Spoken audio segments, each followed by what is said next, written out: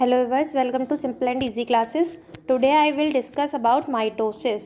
Mitosis के बारे में मैं पहले भी एक शॉर्ट नोट दे चुकी हूँ जिसमें मैंने mitosis, meiosis and A mitosis तीनों स्टेज के बारे में बताया था या तीनों प्रोसेसेस के बारे में बताया था, जिसका लिंक मैंने डिस्क्रिप्शन बॉक्स में दिया है। आप चाहें तो वहाँ से इसे देख सकते हैं। अब मैं माइटोसिस को थोड़ा लॉन्ग में समझाऊंगी, फुल प्रोसेस समझाऊंगी, इसका एक एक स्टेप क्या होता है विद डायग्राम। तो चलिए स्टार्ट करते हैं माइटोसिस स्टार्ट करने से पहले अगर आप मेरे चैनल पे नए हैं तो मेरे चैनल को सब्सक्राइब करना ना भूलें, जिससे कि आपको आने वाली इन्फॉर्मेशन सबसे पहले मिल सके। चलिए स्टार्ट करते हैं mitosis. The term mitosis was proposed by Flemming in 1882। Mitosis को फर्स्टली फ्लेमिंग ने दिया था 1882 में। In the division one mother cell divide to form two daughter cell. इसमें क्या होता है कि एक मदर सेल से टू डॉटर सेल्स बनती हैं। वन मदर सेल से टू डॉटर सेल बनती है in which the number of chromosome remains constant. But इसमें जो क्रोमोसोम का नंबर होता है वो कांस्टेंट रहता है। मींस अगर एक्स है क्रोमोसोम का नंबर तो आगे भी एक्स ही रहेगा, अगर 2x है तो आगे 2x ही रहेगा। और x का मतलब आपको पता है, x का मतलब होता है हैप्लॉइड। यहाँ पे ये हैप्लॉइड होते हैं, मतलब सिंगल होते हैं। और सिंगल मदर सेल से टू डॉटर सेल्स बनती हैं। यहाँ वन मदर सेल हो गई, ये भी एक्स ही होती है और इससे टू डॉटर सेल्स बनते हैं एक्स एंड एक्स। और इसमें जो नंबर ऑफ क्रोमोसोम्स होते हैं वो कांस्टेंट रहते हैं, मतलब जितने हैं उतने ही रहते हैं।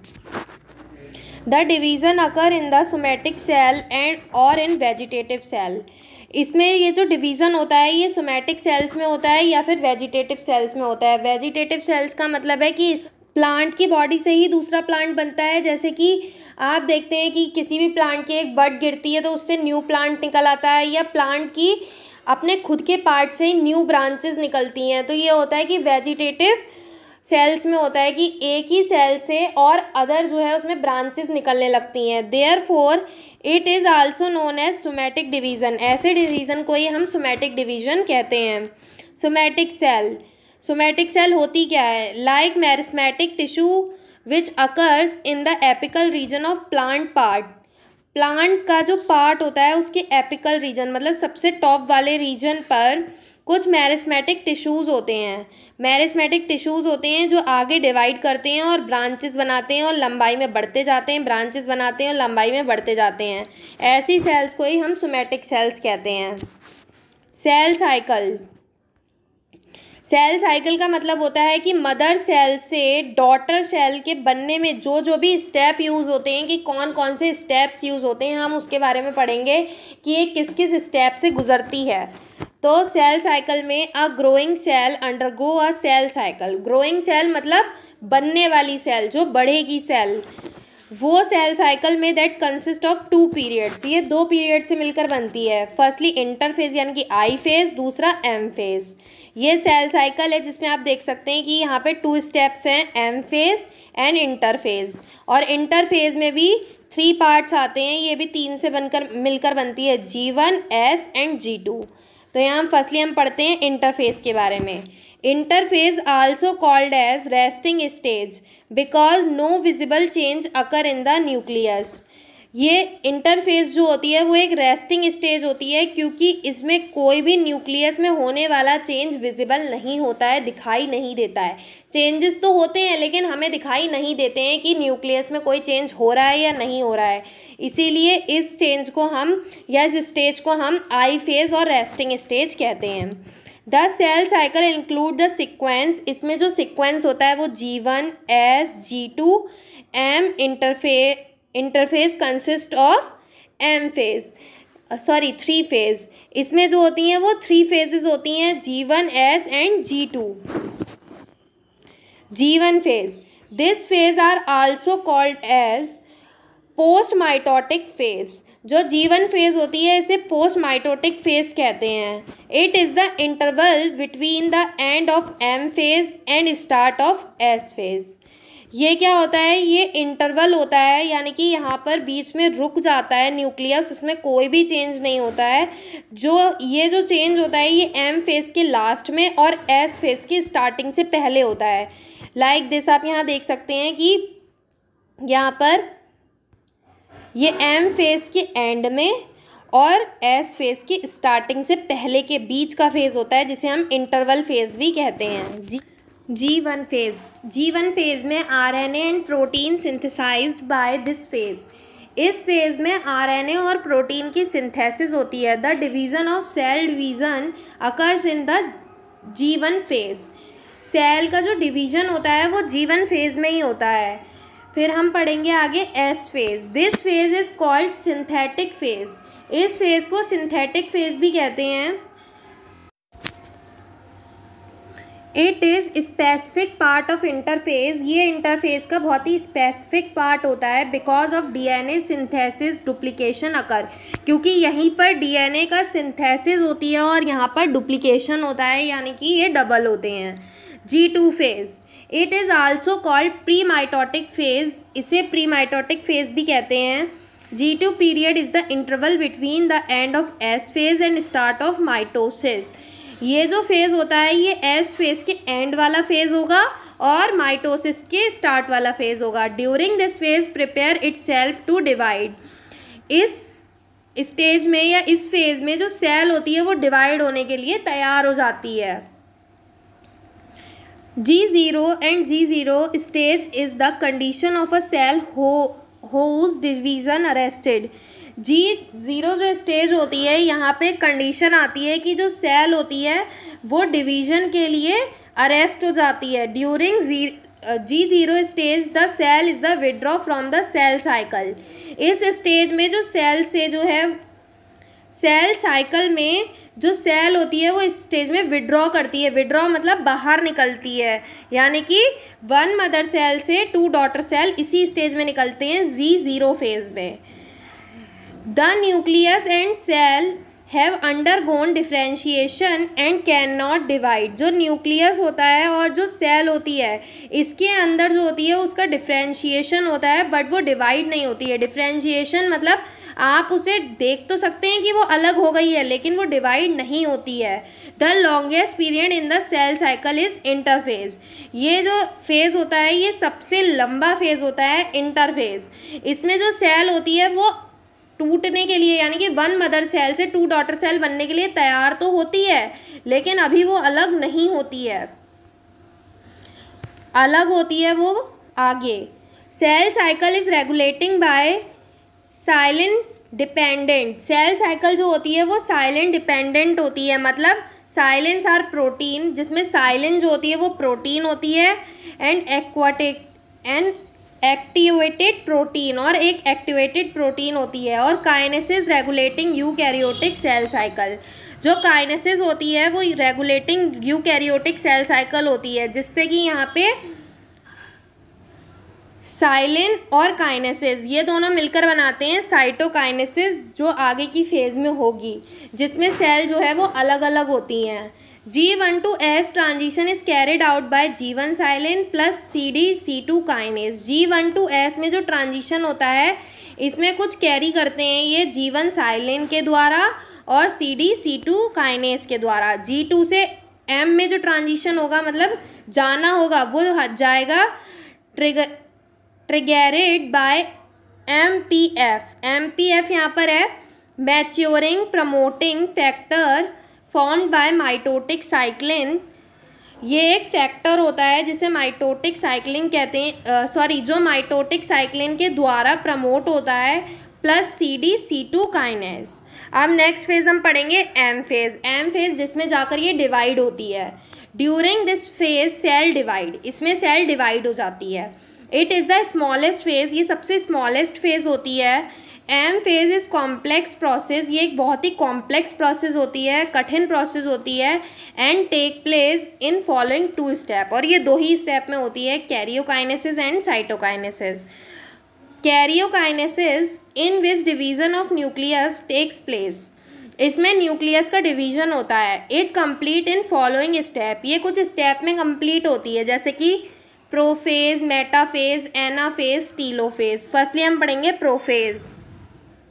It is the first stage of karyokinesis, ये कैरियोकाइनेसिस की फर्स्ट स्टेज होती है and longest of the 4 phases, और भी स्टेज होती है 4 फेजेस में।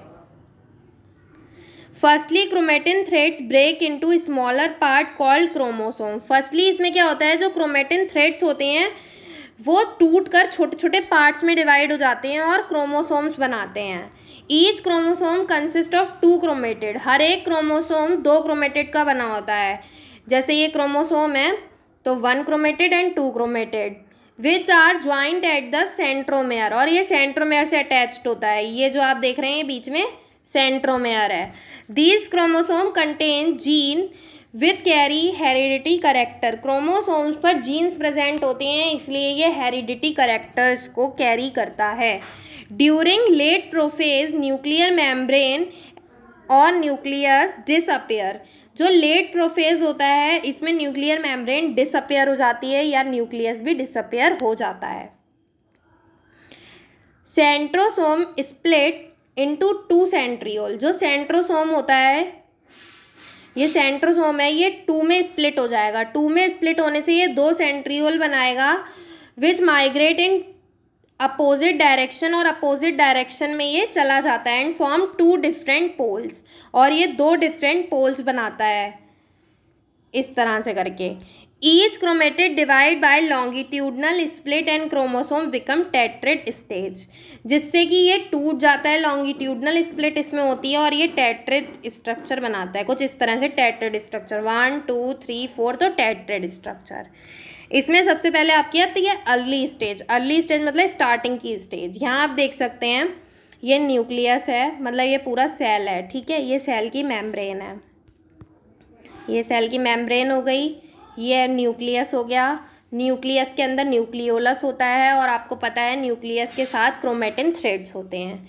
ये क्रोमेटिन थ्रेड्स क्या होते हैं, पहले टूटते हैं, शॉर्ट हो जाते हैं, थिन हो जाते हैं, थिक हो जाते हैं और बाईवैलेंट फॉर्म में आ जाते हैं। यहाँ ये बाईवैलेंट हैं, इस पर 2 क्रोमेटिड होते हैं और एक सेंट्रोमेयर होता है, ठीक है। फिर ये टेट्रेड स्टेज में आते हैं। यहाँ टेट्रेड स्टेज में ये आ जाते हैं और इसका ये जो न्यूक्लियोलस होता है ये डिसअपेयर हो जाता है, और इसके साथ साथ जो न्यूक्लियस होता है वो भी डिसअपेयर होना स्टार्ट हो जाता है। Metaphase, it is the second phase of mitosis. ये माइटोसिस की सेकेंड फेज होती है। During this phase chromosome arrange at equatorial line.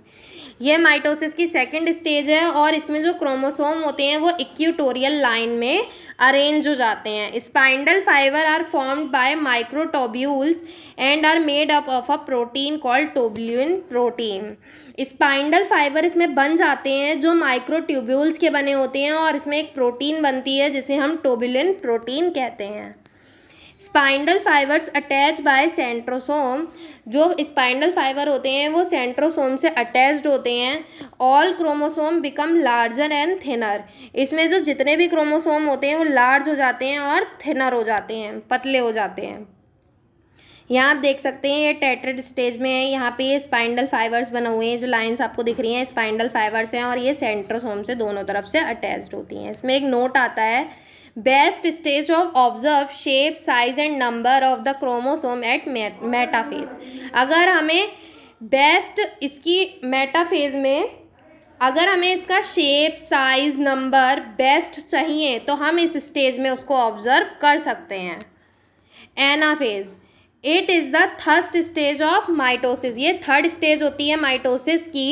It is the smallest stage. ये बहुत ही स्मॉलेस्ट फेज होती है। In this process due to repulsive force between sister chromatid और अटैच्ड फोर्स बाय पोल्स। यहाँ आपने देखा कि ये इस तरह से एक दूसरे से अटैच्ड हैं, ठीक है। तो इनके बीच जो ये टेट्रेड स्टेज होती है, ठीक है, इनके बीच तो रिपल्सिव फोर्स लगता है। रिपल्सिव मतलब ये एक दूसरे से दूर भागते हैं, लेकिन ये जो पोल्स होते हैं, पोल्स, इनके बीच अट्रैक्टिव फोर्स लगता है, मतलब ये इसी की तरफ भागते हैं, इसलिए ये स्प्लिट हो जाते हैं, टूट जाते हैं 2 पार्ट्स में। माइग्रेट टूवर्ड्स डिफरेंट पोल्स, ये अलग अलग पोल्स पे चले जाते हैं माइग्रेट होकर। It appears in the shape, ये अलग अलग शेप बना लेते हैं, जैसे I shape, L shape, U shape, V shape, कैसी भी शेप बना सकते हैं। Telophase, it is the last phase और रिवर्सिबल प्रोसेस ऑफ प्रोफेज। ये लास्ट प्रोसेस होती है, ये लास्ट फेज होती है और ये रिवर्सिबल होती है प्रोफेज की, मतलब उसमें न्यूक्लियस डिसअपेयर हो रहा था और इसमें न्यूक्लियस बनता है। In this phase chromosome reaches at the different pole इसमें जो क्रोमोसोम होते हैं वो अलग अलग पोल पर चले जाते हैं। न्यूक्लियर मेम्ब्रेन और न्यूक्लियोलस रीअपेयर, न्यूक्लियर मेम्ब्रेन और न्यूक्लियोलस दोबारा बन जाते हैं। स्पाइंडल फाइबर्स डीजनरेट हो जाते हैं, जो स्पाइंडल फाइबर्स होते हैं वो डीजनरेट हो जाते हैं, ख़त्म हो जाते हैं। यहाँ आप देख सकते हैं कि स्पाइंडल फाइबर ख़त्म हो गए, यहाँ 4 क्रोमोसोम है, यहाँ 4 क्रोमोसोम्स हैं, और इसके चारों तरफ ये न्यूक्लियस और न्यूक्लियोलस दोनों रीअपेयर हो जाते हैं और यहाँ ये 2 डॉटर सेल्स बन गई हैं। मैंने आपको बताया था कि यहाँ पे 2 डॉटर सेल तो बन जाती हैं, लेकिन ये अभी अलग नहीं होती हैं, ये अलग होती हैं आफ्टर माइटोसिस। जब माइटोसिस होती है, the quantity of DNA in each daughter cell nucleus will be same as in the patient nucleus. After mitosis में क्या होता है, जब माइटोसिस की प्रोसेस होती है तो जो डीएनए होता है उसकी क्वांटिटी डॉटर सेल में उतनी ही आती है जितनी कि मदर सेल में आती है। Cytokinesis, after the karyokinesis, karyokinesis के बाद division of cytoplasm take place. अब साइटोप्लाज्म का डिवीज़न होना स्टार्ट होगा। In plant cell between both nuclei formation of cell plate takes place. Plant cell में क्या होता है, बोथ न्यूक्लियाई फॉर्मेशन होता है सेल प्लेट का, दोनों न्यूक्लियाई की तरफ, जैसे ये एक न्यूक्लियस है दूसरा न्यूक्लियस है, तो दोनों न्यूक्लियाई की तरफ जो है वो सेल प्लेट का फॉर्मेशन होगा, जिससे कि ये सेल अलग और दूसरी सेल अलग हो जाती है। Cell plate formed by vesicles of Golgi body and ER. Cell plate जो बनती है वो गोल्जी बॉडी और ईआर के वेसिकल से बनती है। After that layer of hemicellulose were deposit on these. After जब ये लेयर बन जाती है तो इसमें जो है हेमीसेलुलोज डिपॉजिट हो जाता है, इकट्ठा हो जाता है vesicles, and finally parent divide into 2 daughter cell. Vesicles जो होती हैं वो फाइनली पेरेंट डिवाइड हो जाते हैं और 2 डॉटर सेल्स बना लेते हैं। यहाँ आप देखेंगे कि ये फाइनली डिवाइड हो रहे हैं, ये हेमीसेलुलोज जो है वो यहाँ स्टोर हो रही है, डिपॉजिट हो रही है, और उसके बाद ये डिवाइड हो जाते हैं, जिससे कि ये सेल अलग और दूसरी सेल अलग हो जाती है। यहाँ आप देख सकते हैं ये सेल प्लेट बन रही है, यहाँ हेमीसेलुलोज स्टोर हो रहा है, डिपॉजिट हो रहा है, और जिससे कि ये 2 डॉटर सेल यहाँ पर बन के तैयार हो रही हैं। In case of animal cell, ये तो था प्लांट सेल का। एनिमल सेल में cytokinesis develop through cell furrow. Animal में यहाँ पर एक सेल फरो लगती है। Where in plant cell by cell plate formation take place, जबकि प्लांट सेल में सेल प्लेट बनती है। सिग्निफिकेंस, इसका क्या महत्व है, तो mitosis is the type of cell division. Mitosis एक टाइप है सेल डिवीजन का विच takes place for the growth of an organism, जो हमें ये बताता है कि ऑर्गेनिज्म में ग्रोथ कैसे होती है, मतलब वो बढ़ते कैसे हैं। Mitosis is the basis of asexual reproduction.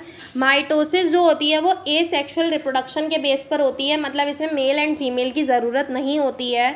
The major significance of mitosis, mitosis का जो मेजर सिग्निफिकेंस होता है, मतलब सबसे बड़ा सिग्निफिकेंस वो ये होता है कि is the production of genetically identical cell. इसमें जो है वो जेनेटिकली आइडेंटिकल सेल का प्रोडक्शन होता है। अगर आपको मेरी वीडियो पसंद आई तो मेरे चैनल को सब्सक्राइब करें, वीडियो को लाइक करें, ज़्यादा से ज़्यादा शेयर करें और मुझे कमेंट करके बताएं कि आपको मेरी वीडियो कैसी लगी। Thank you.